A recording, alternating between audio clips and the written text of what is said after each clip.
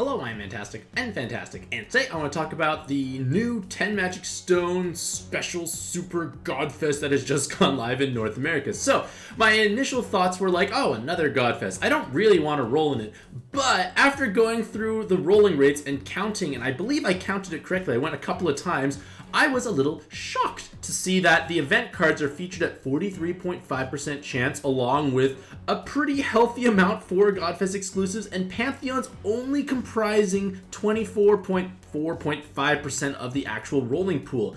And that is actually pretty spectacular, assuming you don't own the event cards, which is exactly my situation, because I didn't roll in that respective seasonal event. So many of those event cards I don't have, and they've been recently buffed, and I'm a strong believer that the very first time you actually acquire a given card, it is quite meaningful. So from my point of view, Godfest exclusives are trade fodder at the worst or useful cards, so I'm always happy to get those. Event cards, I don't own them, but there's a great chance I can actually roll them. So the chances of being truly sad in this event are at one of the lowest I've actually seen. So Gung Ho is definitely tempting me to roll a bit in here, and I probably will indulge a little bit when I stream in the next couple of days, because I am a big fan of strong rolling rates.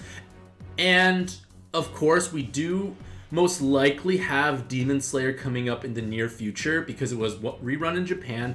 We've had the collaboration before, so there's a good chance we get it possibly soon. The February news video gave us no actual news, so no actual relevant announcements, so maybe it's getting pushed to March.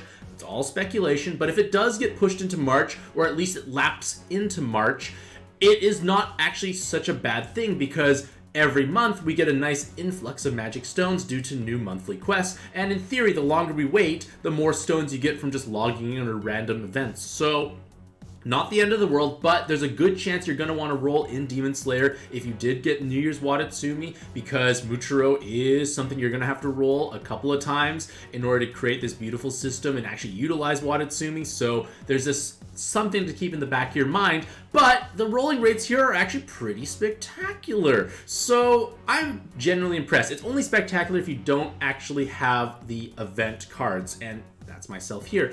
But to make this whole event a bit more zesty, take a look at the Monster Exchange tab. So I'm in the first tab and I just scrolled to the relevant section. So if you're like me and you pulled in the aim for 50 pulls celebration, which you all should have done by logging in, there's a good chance you acquired many Pantheon cards. So I like to kill Pantheon cards for Rainbow event medals, especially at the 1-to-1 ratio, but not only we have this, but we actually have two super special, not rarely seen trades, because both Grigory and the girl band RAS, they can be exchanged for Pantheon cards. So like if I were to try to get RAS, all these Pantheon cards, which I don't have any value for, like I have enough series, like what the fish, like I have 11 of them. I don't mind giving up some, so I would at least keep at least 2 of any given Pantheon card, maybe more if they're like the Ordeal evolutions, such as like Hades, or you have need to get like say Karen Dragon, keep your Karens. You get my point. Like if it's something that's used in monster exchanges, maybe keep more copies of those. But for things like Yumasachi, Yamasachi, they were a wonderful leader almost a decade ago, not so much nowadays. So I would be more than happy to get rid of these little twin boys, because I have way too many. Point of the matter is, it only costs you 10 Pantheon cards for either Grigory or RAS, so you should do it, because the timing is pretty perfect. We have the aim for 50 pulls, which most of them are probably Pantheons, so you can just simply trade those in for RAS and Grigory. So let's take a look at RAS. She has immense personal damage in Super Gravity, or even not in Super Gravity, just immense personal damage as a rule of thumb. She does give you an underwhelming active skill, unfortunately. I'm not as inclined to think she's that magical. This is not a bad weapon assist for Rainbow, because Guard Break is useful in high defense dungeons. Double Team HP is kind of like the benchmark, and she's nice, but I think Grigory is much more impactful. So Grigory was buffed significantly. He now can have up to 5-10 combo awakenings, and I'm just going to look at my own copy of Grigory, because I've actually leveled it up so you can actually see the stats of it. So Grigory, I gave him like these HP latents some time ago, but look at how beautiful his health is. He's got 11,500 HP with these HP latents. Might change these because he now actually can deal meaningful damage. His Super Awakening can be a 10 combo, so you can have 5 10 combos. And for that future Muchiro New Year's Watatsumi team I kind of alluded to, it is going to be a wonderful damage stick that also provides a looping shield. So if you have cards like Sekka is one of the more desirable looping shields possibly available because they have enhanced healing. They do damage in super gravity dungeons with the double 10 combo. They have tape. They have a nice active skill. But if you look at his health stat, it's way, way, way lower than Grigory. And in theory, because Grigory can actually get double damage cap, his damage output can be significantly higher as well. So there's no real excuse to not pick up these cards because they only cost Pantheons. And one nice thing about these seasonal or gung-ho owned IPs is that they tend to get buffed on a reasonably regular basis, and Grigory is at least a high rarity card for his respective event,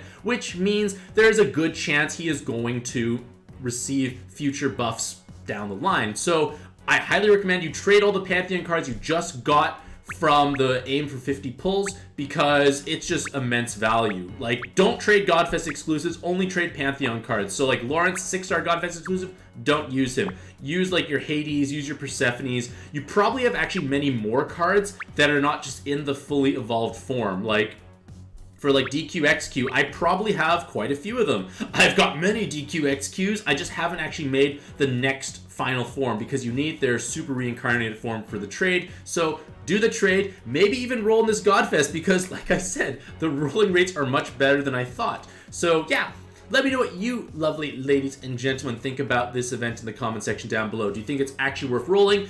And if not, make sure you still Monster Exchange because there's no excuse to not pick up these high rarity cards for just Pantheons because we don't need 10 DQXQs. You just don't. So regardless of all that, hopefully you all have a truly fantastic day. I wish you the best luck in your own pad adventures and happy puzzling.